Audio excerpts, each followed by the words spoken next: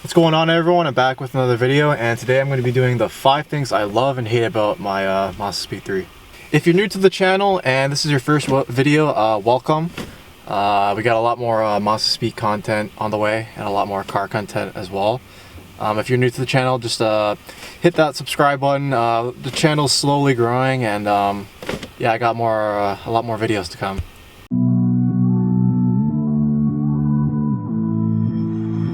Somehow I woke up out in Beverly, fucked up, smelling like that bourbon.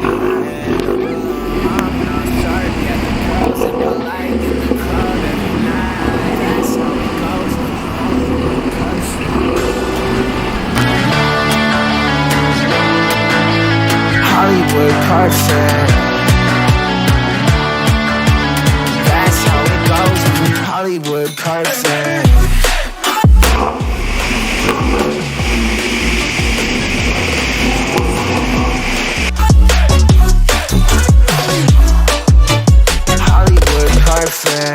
Ain't got no place to call my own. Feels like I'm better off. So I'm going to start with the 5 things I hate first. Honestly, it was kind of hard to think of 5 things I hate. I was kind of nitpicking at that point, but yeah, let's get into it. So the first thing I'm going to be talking about is how heavy the clutch pedal is. Not necessarily the way it drives and how hard it is to drive, just how heavy it is. Just feels like an on and off switch. So you guys won't be able to tell obviously how heavy it is, but I've driven a lot of other manual cars and the clutch pedals are considerably lighter than this one. This one kind of feels like an on and off switch in traffic, but yeah, it's just one thing I kind of hate about the car. So the second thing I'm going to be talking about is something I've mentioned in my review for this car, but it's actually the back seat ring. So if you can see, I hop right in. So I'm about 6 feet tall, so I sit not too far back, but I'd say I sit back pretty averagely. But as you can see, guys, there's not a lot of leg room. Like my knees are hitting it. Like I said previously, it pisses off a lot of my friends whenever they have to sit in the back, but it's just one annoying thing. It's kind of hard to like drive 4 people around the car. It's pretty packed up, but what can you do? Also, considering that this is a hatchback, I mean, you probably expect it to have a lot more room in the back, but this is kind of what you're given at the end of the day. I mean, it's not bad, it's usable, but it's kind of annoying when you have like tall people sitting behind me. So the third thing I'm going to be talking about that I kind of hate about the car is bits of the interior. So I actually like this interior, but there's a couple parts that I don't really like about the interior. That's kind of cheap. So part 1 of the interior that I don't like is actually this this roof liner, headliner. I just don't like the color of it. It looks really cheap, it looks really outdated. It's the same thing as the Mazda 3. You'd expect with like Mazda putting in like the red stitching everywhere, you know, they'd probably like make this black at least, but I don't know, it's just something annoying. Like even this is like cheap plastic. It makes like this weird rattling noise. Let me know if any of you Mazda 3 or Mazdaspeed 3 guys notice like a weird rattling noise right here. It like really pisses me off, and I have to like, it's so cheap, I have to like push it up to get rid of the sound. So second part of the interior that I don't like is actually not this. Well, this is an aftermarket stereo. I'm talking about the stock stereo. I know the 2013 models come with the tech package one, but I'm talking about for a majority of the speed platforms that have like the regular head units. I'll throw up a picture. But I just don't really like it. It's kind of outdated. I mean, you expect for like a 2010 to 2013 model to have at least have like a touchscreen or something a little nicer. The Bluetooth, it's like hit or miss. Like it works, but there's kind of like a second of delay. Like when you like pause a song or up the volume, like there's usually like a second of delay. But you know, it's okay. It does the job. But like I said, I threw it out because I wanted the Eon and head unit that I will be making a video on. I promise you guys, I have been listening to you guys. So fourth thing I'm going to be talking about is actually, it's like a small thing that I really noticed when I first got the car, is the reduced power in first gear. So what do I mean by that? I basically mean that Mazda reduced the torque in first gear because there's so much torque. So when you're really romping on it in first gear, like the wheels spin a shit ton, and it's kind of annoying when you like want to get out of somewhere quick or you want to accelerate quick in first gear, and it doesn't really allow you to do that. So I'm actually going to give you guys a representation of what it's like. I mean, you're not going to really understand because you're not really in the car driving, but here, I'm just going to give it a good first gear rip.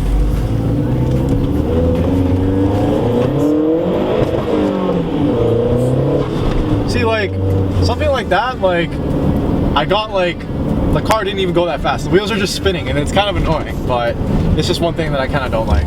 Listen, I know that, you know, like you could get it tuned and have the power reduction taken out of first gear, but like even that, it's still like not that fast. Like the wheels just constantly spin. I mean, you can't blame with all that torque, but It's just like a small annoying thing. It's I'm just nitpicking at this point, but yeah, that's one thing I kind of don't like about the car.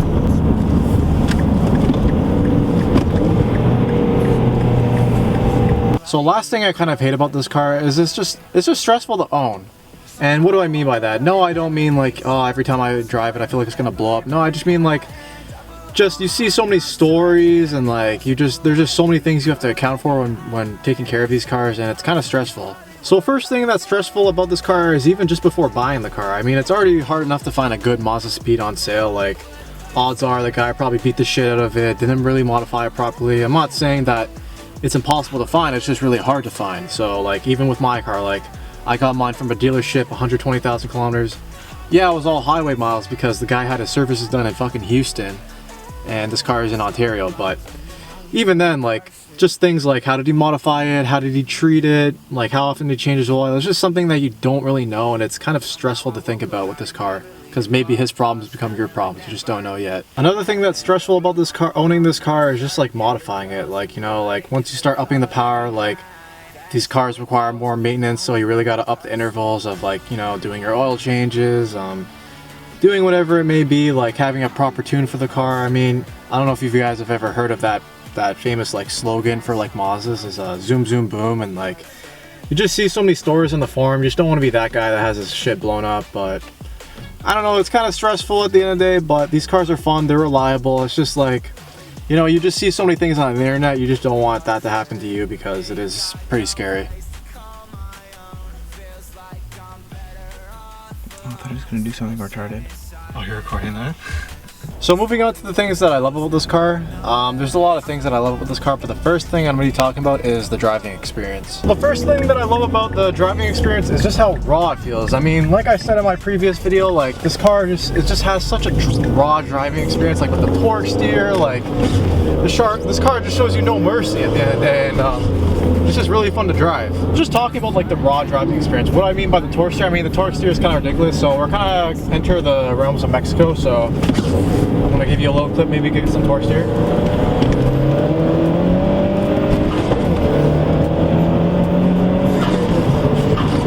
Holy shit! Holy shit! Yeah, guys, this yo, just the smile this car gives you, it's just crazy. I mean, I don't know. So like I was talking about previously, I mean, another thing that I love about the car is like how fast it is. Like, I wouldn't say this car is like really fast, but it's definitely fucking quick. Like, this shit just picks up. Here, I'll show you guys again. Fucking why not?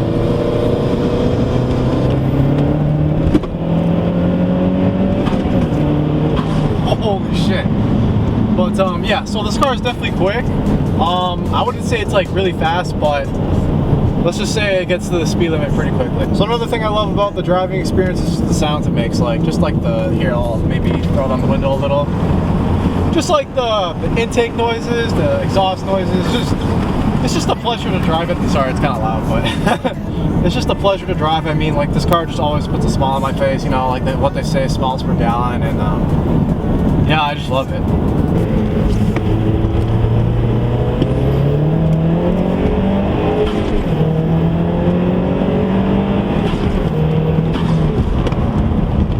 So last thing about the driving experience that I really liked was, which I was also really surprised about, was the handling. Like, I took this car to the track for the first time, and honestly, I was really impressed. So mind you, I'm only on iBox springs. I'm still on the stock shocks and struts. I mean, I'm not on coilovers or anything, but like just the way it took turns and the way it handled, it gave me a lot of confidence when I was doing those hard turns. But so second thing on the list that I really love about this car is the aftermarket support and the community. So what do I mean by that? Well, first of all, the community is great. I mean, it's not a big community by any means. It's really small, which kind of makes it better. I mean, everyone's really nice.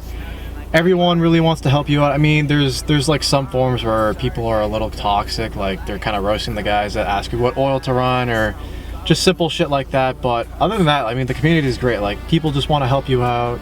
It's also really cool seeing like another Mazdaspeed on the road, because there's really not a lot. And whenever I mean, I know that's a thing for like any other car, like Subarus, like Civic guys or whatever, but it's really even more cool when you see another Mazdaspeed, because there's not a lot on the road, and it's just really cool, and everyone's just really nice. Everyone just says what's up, and it's a really welcoming community. Also, just for my sake, like locally, like I live in the Toronto GT area, and there's a lot of Mazdaspeed owners. A lot of them are cool. I've made a lot of good friends. I've learned a lot. Definitely coming in here blindly, not knowing what the hell I was doing, but with meeting a lot of cool people. I mean, like, shout out to everyone who's watching this video. You know who you are. But yeah, it's just a great community. Like, everyone just really wants to help out. There's a lot of other clean ass builds, a lot of cool meets. We're like our own alliance. Oh, can I talk? Yeah. Oh fuck. Another thing with the aftermarket support is just the ease of being able to buy used parts. Like, you guys know this in my previous video where I talked about how much money I spent on my car. Like, I am an addict on buying only used parts. And the great thing about the Mazdaspeed community is there's so many parts on sale nowadays. So what do I mean by that? Well, shit, like, well, in Canada we use Kijiji. I know like Americans use Craigslist. I'm just gonna say Kijiji for my sake. Or like Facebook Marketplace, like Instagram DMs. Like, it's just so easy to find parts, and you save so much money because the problem is like these parts are so expensive buying new, especially like being in Canada, buying from like American websites. But being able to buy it used locally for good prices is a really big benefit. There's also a lot of manufacturers that still make parts. Well, not really, they don't make it anymore, but they have made a lot of parts for my car. So like CPE, Cork Sport's a big one. They still make parts for our cars, but that's probably like the Mazda aftermarket support. But Cobb, you know, we still have the Cobb Access support, Ultimate Racing. There's just a lot of brands that still make parts for our cars, so you really have a lot of variety.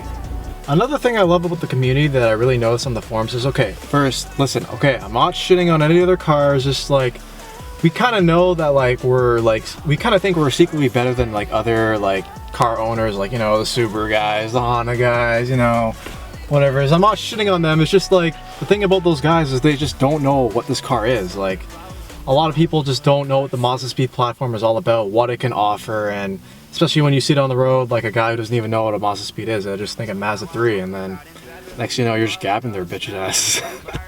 Another thing that I love about this platform is just the ease of access to information. Like I said previously, like when I first got this car, I literally knew nothing. I didn't know what high pressure fuel pump internals was.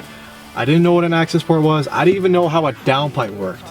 But now, like a year and a half later, I'm confident to say that like I know enough to like teach other people and give other people advice. There's also a lot of forums online that you can look up, get a lot of information. I mean, the possibilities are endless. I mean, there's so many things you can look up, and there's always answers for it. You never feel like you don't have the information at your disposal. It's so easy to learn things. It's so easy to like understand how things work, how this platform works, how valuable and important and sick this platform is. So bottom line, what I'm saying is, if you're coming into this Mazdaspeed platform like blindly, honestly, I wouldn't feel like scared at all. Like, it's so easy to learn things. There's so many parts available. This thing is like a Lego toy at the end of the day. You can just build it, put so much shit on it, make it your own.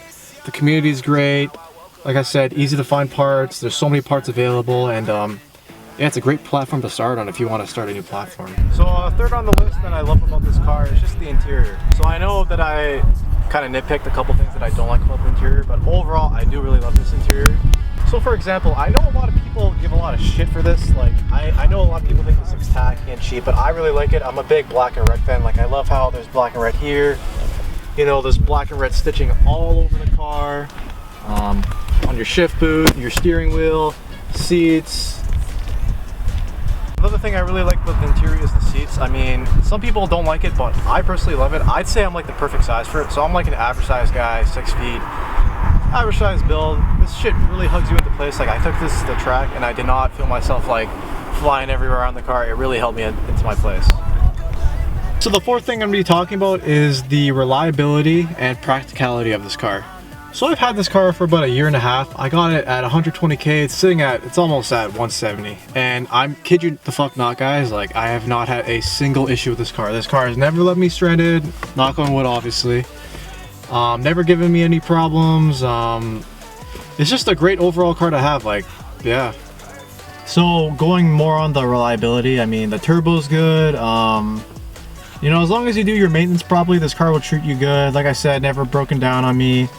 Never ran into any issues, like even when modifying it, like no boost leaks, nothing has blown up. Yeah, this car, shit, honestly, it's kind of hard to think about like something bad about this car reliability wise, because like literally nothing has gone wrong with this car. And I know, like, I'm not trying to jinx it, like knock on wood obviously, but this car just treats me amazing. It just never dies on me. Wait, what was I gonna talk about?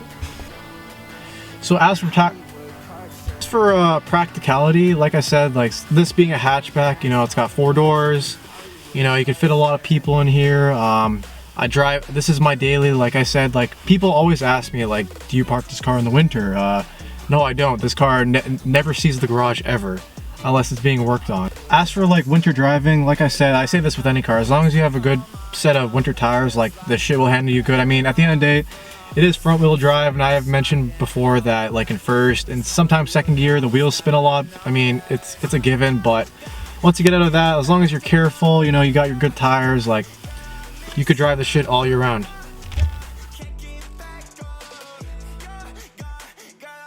So I'm just gonna give you a quick walk around of the car if my buddy wants to follow me.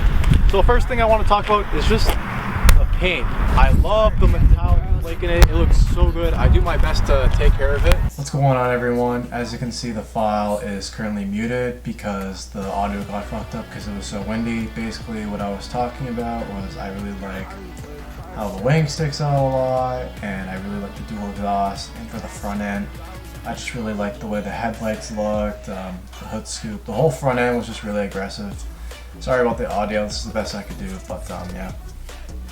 So that about wraps up my video. Like I said, like I love this car to death. I cannot talk so many good things about this car. Like I said, I have to really nitpick the things that I don't like about the car. I don't technically hate it. It's kind of like one of those things where I kind of don't like it. It's kind of annoying, but anyways guys, I hope you guys enjoyed. Like I said, I got a lot more videos to come. If you're new to the channel, like, comment, subscribe, and see you in the next one. Peace.